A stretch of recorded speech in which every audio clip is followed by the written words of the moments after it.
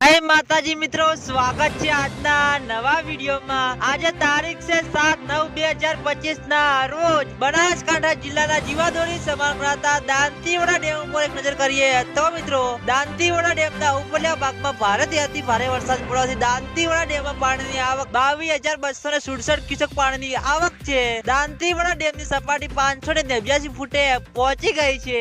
દાંતીવાડા ડેમની ભયાનક સપાટી 604 ફૂટ છે।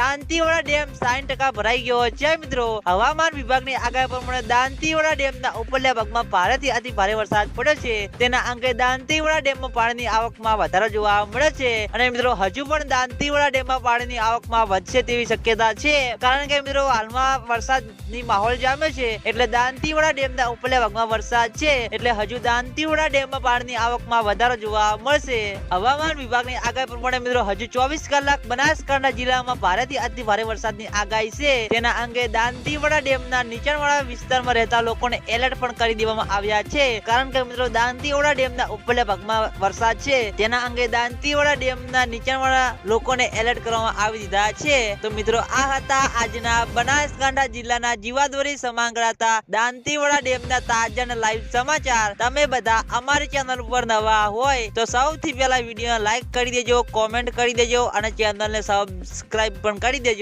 તો મિત્રો જય માતાજી।